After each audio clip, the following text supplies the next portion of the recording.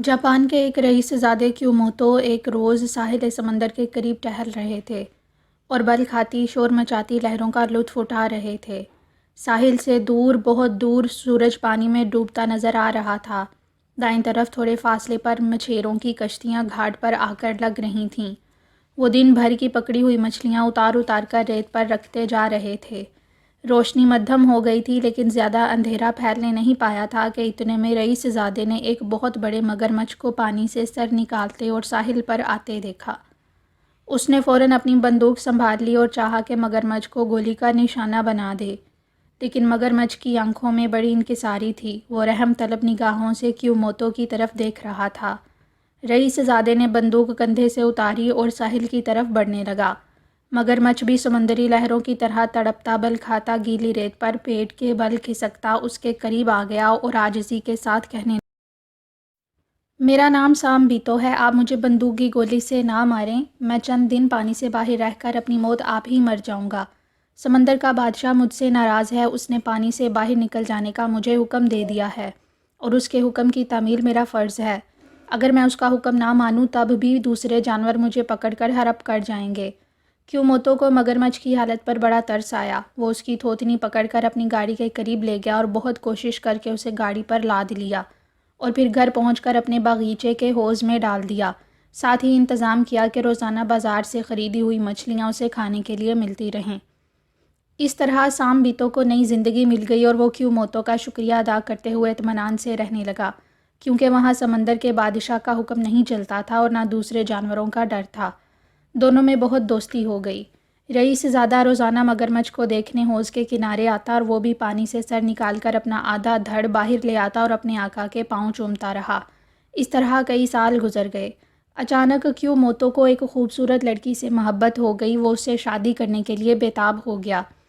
لڑکی کے باپ نے کہا کہ شادی کے لیے 10,000 ہیروں کی شرط ہے اور صاف کہہ دیا کہ جو شخص بھی 10,000 عمدہ ہیرے لائے گا اس سے میری بیٹی کی شادی ہو جائے گی۔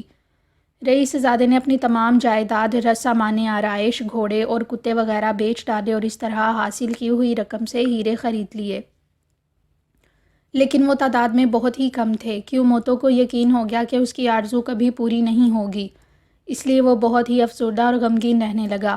اسے کسی بات کا ہوش نہ رہا۔ وہ کئی ہفتے تک حوض کے کنارے بھی نہ گیا۔ مگرمچھ حیران تھا کہ آخر رئیس زادے کس بات پر ناراض ہو گئے ہیں جو میری پرواہ بھی نہیں کرتے اور اب میرے لیے بازار سے تازہ مچھلیاں بھی نہیں لاتے۔ آخر ایک روز ہمت کر کے وہ پانی سے باہر نکلا اور کھسکتا کھسکتا کیوموتو کے کمرے میں گھس گیا۔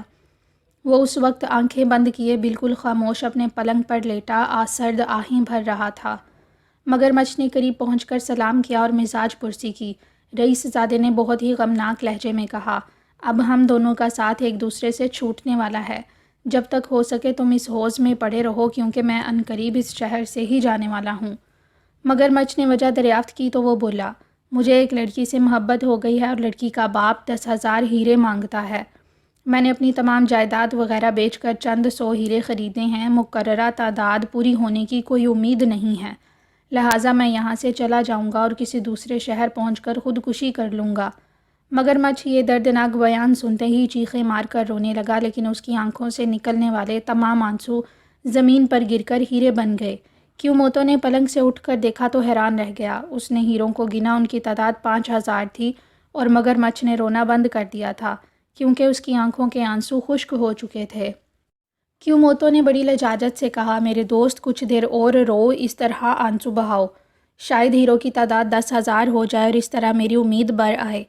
ایسی صورت میں میری دل پسند شادی ہو جائے گی اور ہم دونوں اسی مکان میں رہ سکیں گے۔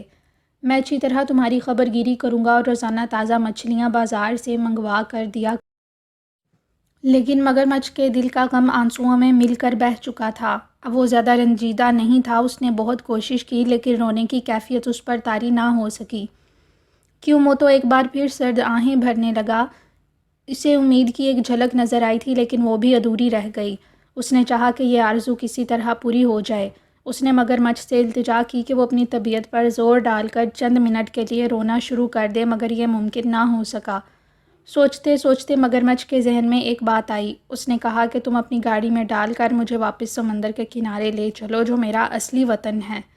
شاید ان تڑپتی بل کھاتی لہروں کو دیکھ کر مجھے اپنی سابقہ زندگی یاد آ جائے، میرا دل رنج و غم سے بھر جائے اور میں خود بخود رونے لگوں۔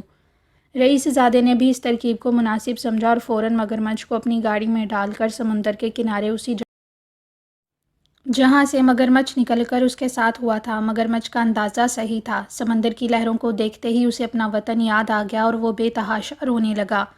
وہ اس قدر رویا کہ 10,000 سے بھی زیادہ آنسو اس کی آنکھوں سے نکلے اور سب ہیرے بنتے چلے گئے۔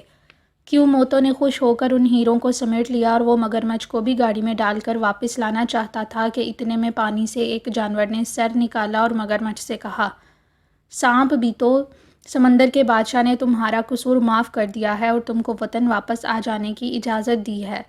مگرمچھ نے خوش ہو کر کیوموتو کی طرف دیکھا اور رخصت کی اجازت مانگی۔ دونوں دوڑ کر ایک دوسرے سے گلے مل گئے اور خوشی کے آنسو ان کی آنکھوں سے بہہ نکلے۔ مگرمچھ کے تمام آنسو زمرد و پکھراج میں بدل گئے اور کیوموتو کے آنسو گیلی ریت میں جذب ہو کر سمندر کی لہروں کا جزو بن گئے۔